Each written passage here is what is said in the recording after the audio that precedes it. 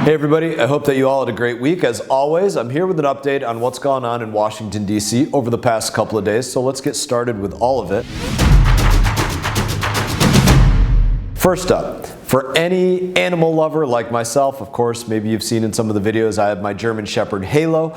We had a pretty big win for what's gone on in the House of Representatives for a number of years. I've been fighting against painful animal testing in the National Institute of Health, in the Department of Veterans Affairs. For decades, NIH has used your tax dollars to fund cruel and deadly experiments on beagles. If you don't know, they literally have warehouses full of beagles that they just raise to do tests on. These beagles, they never leave the cage. They never get to go out and play, really.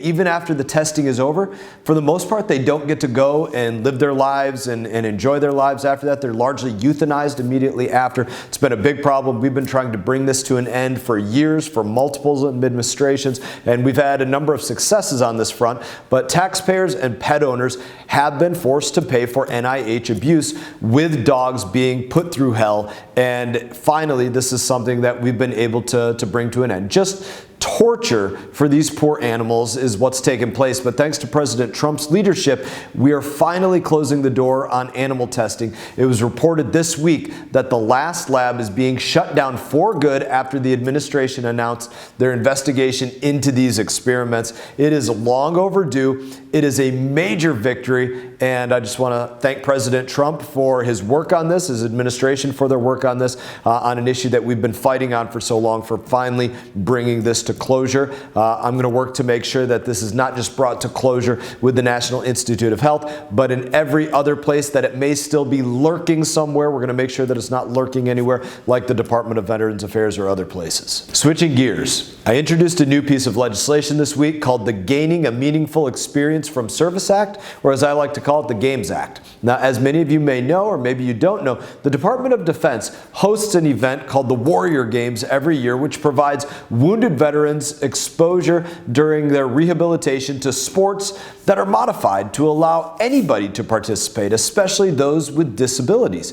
Each July, our nation's injured combat heroes, they gather for a tournament to celebrate their recovery through competition, through making themselves better by going out there and pushing themselves with everything that they have against other competitors. It's also a chance to recognize and honor their commitment to our country, their sacrifice to our country. Now, currently, any member of the armed forces who was wounded in the line of duty is eligible to participate, but only within 1 year of their separation from military. Now, a lot of these rehabilitations can go on long beyond a year when you think of the catastrophic nature of many military injuries. My bill strikes that condition, and it allows veterans to participate regardless of the amount of time that's passed since their medical retirement. And I may not be going out to play in the Warrior Games anytime soon, but I think I should be able to have that option so that all veterans can go out there and decide, hey, if they need more help recovering, if they want to participate in these recovery activities, they have the opportunity to do so. I can tell you that I've witnessed firsthand, from veterans to my left and right,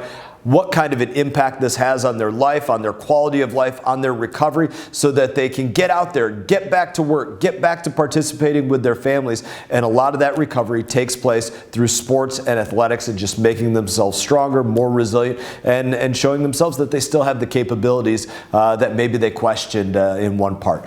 Also, I want to speak about this. On the House floor this week, we took an awesome vote. The House Republicans passed a bill to restore American greatness and officially rename the Gulf of Mexico the Gulf of America. Now, not only is the Gulf of America a major economic resource for our country, but now it's a major source of pride. I want to thank you, President Trump, for bringing that to the table here. It is Hurricane Preparedness Week. It is never too early to make sure that you are ready for a hurricane. Florida sees more hurricanes each year than any other state, and it's crucial that our communities are prepared for the many hazards that these storms can bring.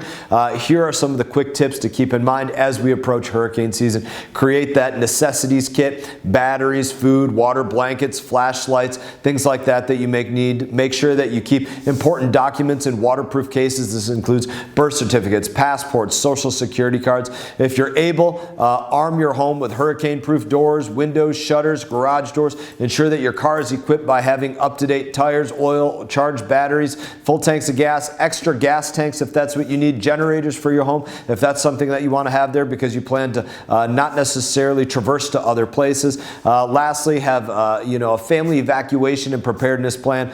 Practice it, go through it, make sure that you know where you're going if you're going to get out of town, how many days it is that you might need to get out of Florida based upon the huge amounts of traffic that can take place depending on the size of these storms that we face. Don't forget that you can sign up for weather alerts through FEMA app or find any amount of information on our county's websites depending on which county it is that you live in. You can get a lot of information from these emergency centers that we have in every single county. If past hurricane seasons have taught us anything, it's that just one storm can devastate an entire community, and it's not always directly when the hurricane is hitting landfall. We saw in the last year the tornadoes that struck prior to hurricane landfall. These are other things that can happen. So again, it's very important to be prepared. As always, it is an honor to serve you in the House of Representatives. I look forward to seeing you all around home. For all of you mothers out there, and especially my wife Brianna, I hope that you all have an amazing Mother's Day, and we'll look forward to seeing everybody out and about on Mother's Day at the restaurants, out for brunch, out just taking care of Mom and enjoying that time for